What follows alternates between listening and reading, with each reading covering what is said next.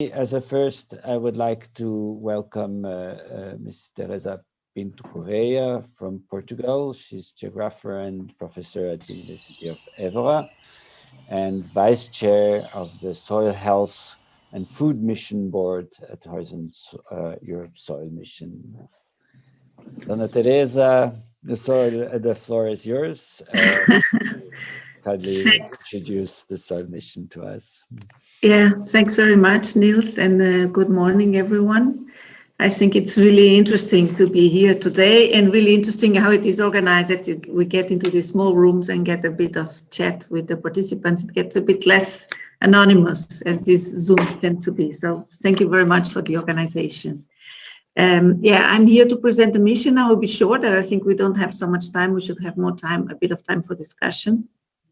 As Natalie also already said in the beginning, we have been working in the Soil Health and Food Mission Board since September 2019. And we discussed a lot what the strategy should be about, what we should propose. And we also discussed within the mission board, we discussed with the assembly where a lot of other specialists are gathered, and also the representatives of the member states. So it's not only the proposal of the mission board, but it's also very much discussed and in a participated process.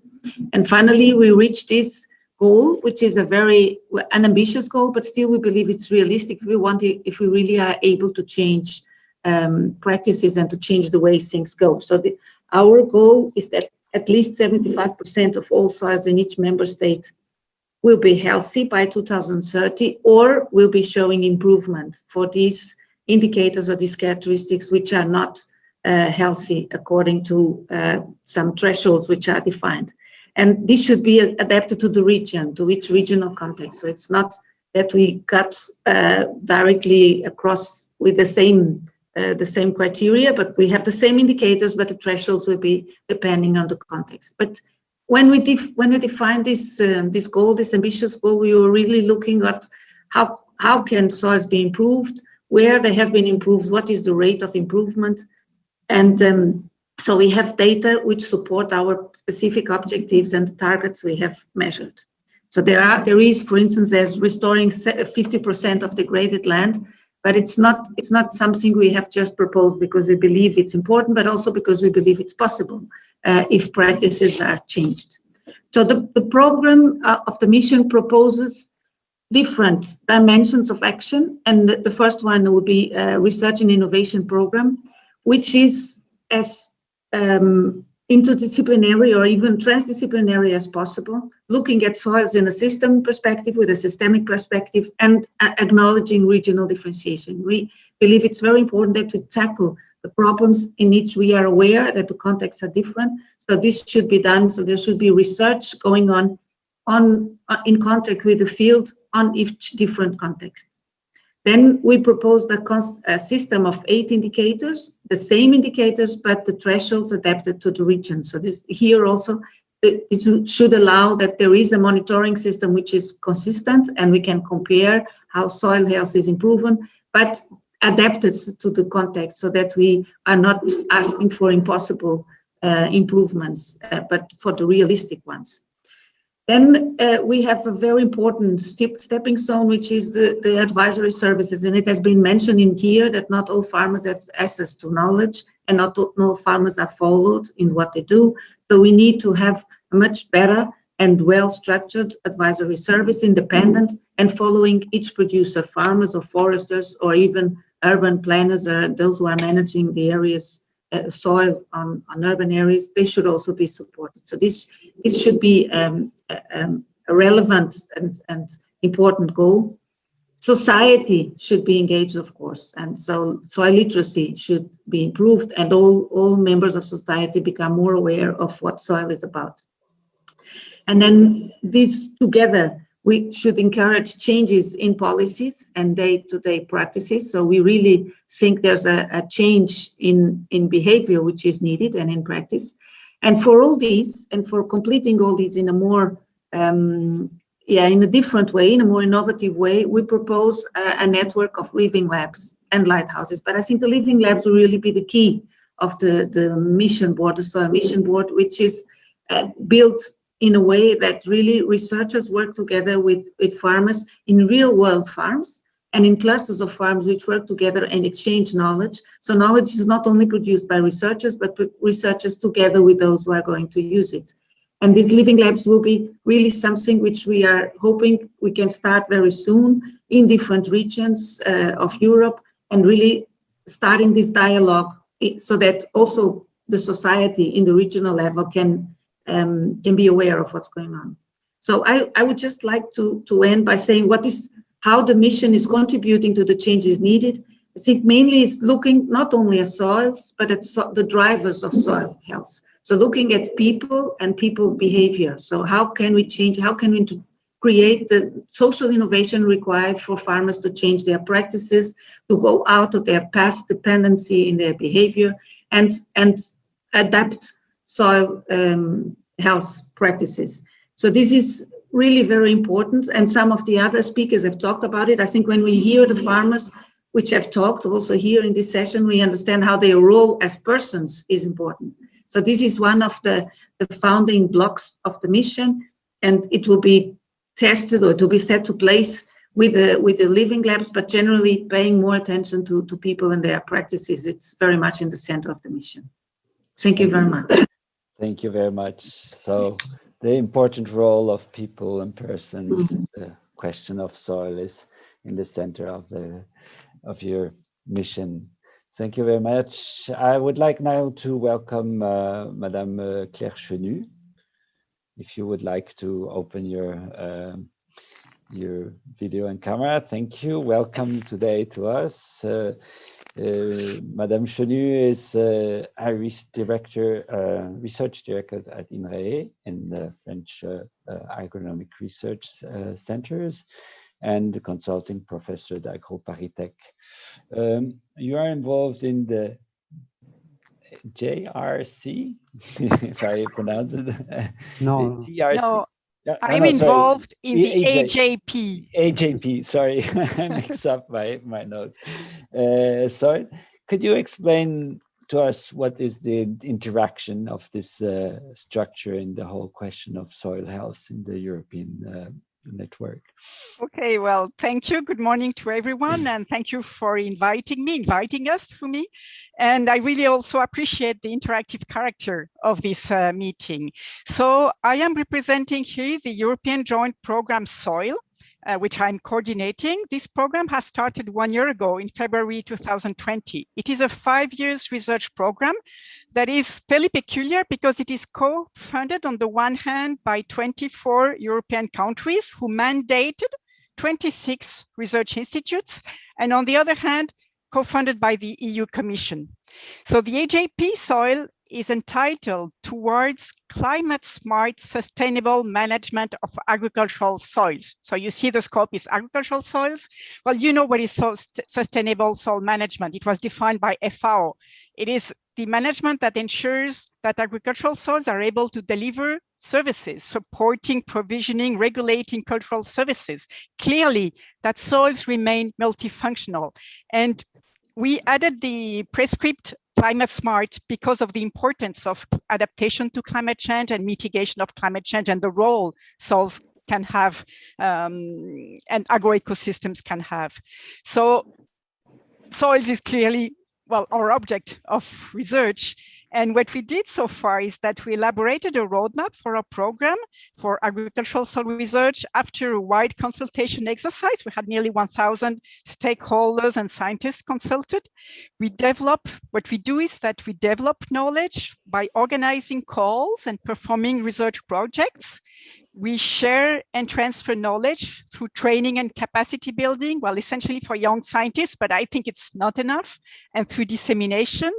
We also harmonize and organize knowledge. We have a very big activity regarding the harmonization of soil information and the ability to transfer soil information across Europe.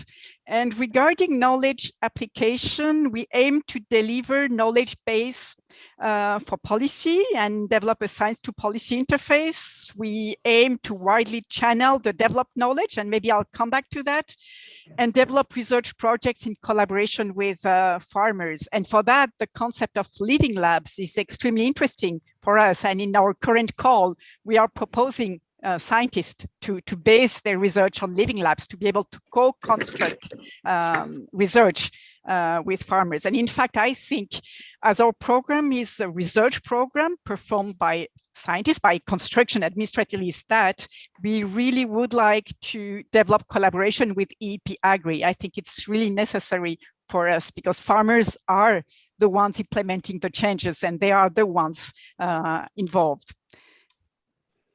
Thank you very much. That is a very challenging and project that you are carrying. And I would like now to welcome Mr. Arwyn Jones. I hope I don't mispronounce your name. Good morning, Mr. Arwyn Jones. And if I'm right now, I can see it. You are in charge of the JRC project or proposal. Could you explain what it is about and how this articulates with the other proposal and response and initiatives that are happening in Europe? Yeah. Indeed. So I work for the Joint Research Center of the European Commission. So it's like the sort of in-house science component of the European Commission. And specifically, our task is to support the development of policies that have a soil component to them. And we've seen very recently that some very exciting developments under the Green Deal, the different strategies. Here this morning, we've been talking predominantly about the agricultural sector, under the Farm to Fork and the Common Agricultural Policy, but also under the biodiversity strategy, under the circular economy action plan, and specifically also under the zero pollution action plan as well. Soil is really having a perception of being the glue that brings all these policies together. And the objective of the European Union Soil Observatory, which has been established by the JRC at the end of last year, is to be able to provide the policymakers with robust evidence to underpin these policies, both in terms of their formulation, but also in the assessing the implementation and the effectiveness of the various instruments that are used to carry out these policies in meeting the targets. And the mission, Soil Health and Food Mission, has actually proposed a set of, I would describe them as aspirational targets, and also a roadmap towards implementing measures to achieve these targets, which I think in many cases are readily achievable in the time frame. So one of the key elements that I would like to maybe to use a few minutes now is to just simply highlight the need for real effective and integrated soil monitoring campaign soil monitoring program rather for the EU. And that's where we're collaborating very closely with EJP Soil, because here we have the institutions that are involved in national programs. And many of you may know that for the European Union, we have the Lucas soil program that tries to provide us of an umbrella coverage. But on itself, I don't think it's sufficient, and therefore we need to have much closer activities with those systems operating in member states, and also to try and stimulate those, the majority of countries actually that don't at the moment have an operational soil monitoring system to begin to invest. And actually there's a lot of discussion about the cost of soil sampling and soil monitoring. But if you look at a broader perspectives in terms of the investment that's been carried out in terms of water sampling or air quality sampling across Europe, the effort for soil is actually very, very low in comparison. And actually, it's probably very effective and good value for money to get investment in collecting data on soil health and condition. So I think that's, I'm aware of time, but I think that's the big message from our side is to be able to very much. Assess the changes and progress towards indicators. Great, thank you very much. And finally, I would like to, hopefully we can reach him, welcome Mr. Sébastien Janssens. I think you are involved in implementing a nitrate directive in the Flanders in Belgium. Can you tell us how your activity articulates with all these initiatives we heard, and also making the connection to the farmers in your situation? Sébastien, if you still can hear us, I think there is a small connection problem. I hope our super god in technology, Dr. Zeus, can fix it. Maybe in the meantime, I heard to all three of you this very high level, if I may say, thoughts about soil strategies throughout Europe. And we heard just before the farmers' preoccupation on field. I kind of, yeah, you have a different thing. Oh, Sébastien, you're back. Yes. Did you get my question? You can hear me. Yes. Okay, I'm happy. We're happy to have you with us. Could you tell us shortly about your implementation of the nitrate directive in the Flanders, and how you articulated with the overall context and the farmers' needs? Good morning. Thank you for giving me the floor to present our new initiative in Belgium, in Flanders, about advising and accompanying farmers to better nutrient and soil management. That new initiative has just started last January. The initiative has been given the name B3W. That is an abbreviation for the Dutch words meaning accompaniment to better soil and water quality.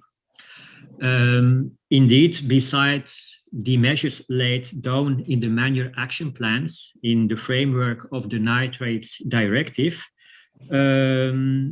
we have made in Flanders the clear choice to invest in the next 4 years in farmers' support to sensitize them on better practices and techniques to prevent nutrient losses to air and water. Sensitizing and raising awareness about these issues are very important, but the real goal of our initiative is the implementation by the farmers on their own individual farms of better techniques and practices. I have been talking you about the Nitrates Directive and the Flemish action plans to implement the Nitrates Directive, but what is now the link with soil health or soil quality? We want to put forward that a good soil is really necessary for a higher nutrient efficiency, and so for less losses to water and air. I'm quite sure a good soil is not the only solution for lower losses of phosphorus and nitrogen in water, but it is definitely one basis of good nutrient management. Key element in our approach is the central position of farmers. Farmers are seen as actors in the intended adjustments of practices, and interaction between the farmers is aimed at enhancing the crucial peer-to-peer exchange and learning, leading the farmers at evaluating their current techniques and practices and adapting them where necessary. Interaction and peer-to-peer learning should also allow the search for new approaches for better practices for better soil quality, less nutrient losses. That is why the weight of our approach lays on thematic exchanges and focus groups, where the farmer is really the actor in the center of the whole story. Talking about new approaches is important, but again, the final aim we pursue is the adoption of the good farming practices on the individual farms.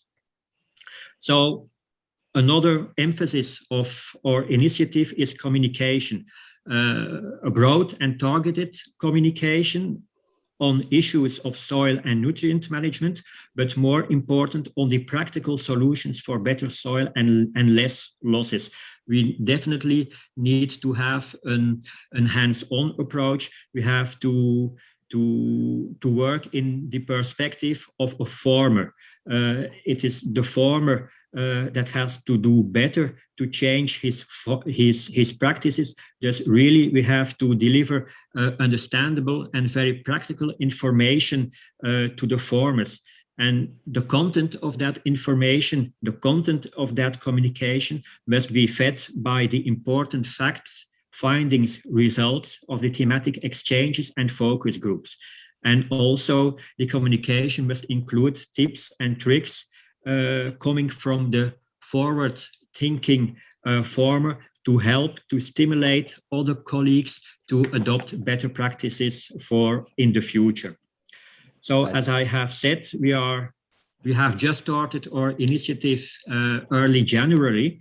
So we are in full development for the moment, but we have already started our first events on the field in March. We look forward to know more about the progress of your project. Maybe we will have the opportunity further on. Sorry to speed up a bit. We have to keep on track for the timing. I would like to invite to the floor Professor Pandi Zdruli, who has been looking into the chat. I think this was organized. Thank you, Niels. You join us and open your camera. Oh, my camera is open already. Okay, I think it will take some seconds until it is activated. Can you hear me? Yes, we can hear you. You have been looking into the chat and the questions that came up. Would you please yes address those questions to our panelists? Okay. Well, it's for Teresa. I mean, you mentioned that there are 8 indicators that have been identified for soil monitoring. Now the question comes, for example, which parameters should we measure in short and in long term?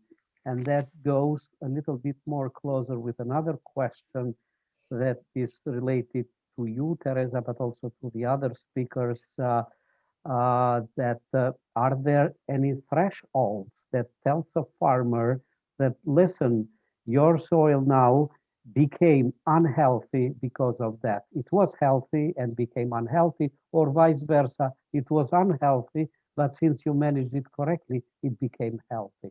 So this type of indicators, is it possible to give some tips to a farmer, for example, or land user? Teresa, it was addressed to you first and maybe others afterwards. Yeah, please, anyone. Yeah, I think the 8 indicators, they are published in our report. The most important, I think I would like to say in this context here is that we have not developed yet in detail what should be the thresholds for the different regions. But the goal is that we have a common approach to what needs to be measured, but then adapted to the regional context together with researchers and the local authorities or the regional authorities in the region and farmers. So this work still needs to be done. It's how you can in each region make it more useful for farmers so that they can have an indication of where is it going. So the 8 indicators, it was more an effort to say, well, we need to have a consistent set of indicators so that we know what we are measuring and we can compare across member states what's going on, whether it's going in the good sense or not. So we have changed. Yeah, Sorry. So it's maybe work in I should not process. take too long, but it's more that this region, this contextualization still needs to be done. Yes, Thank I'd like to also to give the floor to Claire, because I'm sure that also the EJP has this as research targets at least. Yes, thank you, Pandy. Yes, the EIP is pretty much interested and involved in that. And actually what we are doing is that we are stock taking, because the EIP is really a collective effort of 24 countries. So what we are doing is that we are stocking what is out there, what are the indicators actually used, actually measured, what are the thresholds actually really identified. And it's important to know that the thresholds, of course, will be context first, that within the 8 categories of indicators defined by the Sol mission, so far we have identified that countries and companies are using different parameters to assess to those categories of indicators, and that the thresholds, of course, they are context dependent, soil type, climate, production system, but they might also be different whether you prioritize a given soil function or another one. So, and so what we are doing is that we are stocking what is out there, and after we will have a research project to develop, to propose thresholds and to develop how can we map, how can we model soil functions based on those indicators. So I think, yes, it's a really important question to have indicators of progress. This will allow farmers, local authorities, countries to monitor the progress. And it's really important, and also as said Arwyn, that countries that do not have at present a monitoring system try to implement one, or try to collaborate more with Lucas to have a monitoring of their soil characteristics. Thank you, thank you. And actually I see that also we have a comment also from Christine. She's a farmer, and she says that we are doing everything for the moment with our own money. So for a living lab and the lighthouses, they also need certainly support. And we always said this, that the living labs are the place where the researchers, farmers, advisors all come together, but we can't leave the farmers just by themselves to invest on that. So I assume, Teresa, also the mission has this as a priority in terms, because we know the importance of living labs and the lighthouses, but in providing direct support to farmers, that should be also a priority. Yeah. But I mean, if I understood your question, it was about whether there should be support for the living labs, and there is. This is the plan, that there will be a program for, calls will be open, and partnerships, different partnerships can apply to build living labs in the different regions. But the living labs, as the proposal is now, will be clusters of farms and not single farms. That will be supporting for the network, really, for an exchange which will involve different types of stakeholders.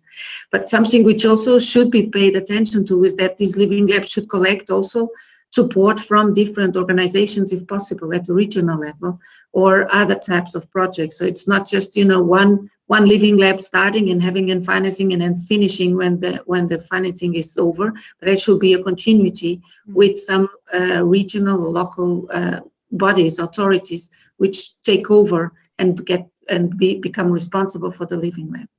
And as for the farmers themselves, they will be supported if they are part of the living lab in that framework, of course. Yes, and that goes along also with another comment that was made, or question, that the living labs and the future operational groups of EIP-AGRI, I don't know when the next period will be, on a connection between the living labs and the soil health issues. So as a follow-up of all these previous are not. Nils, are we in time? Or well, I think we should, unfortunately, you have to stop here the discussion.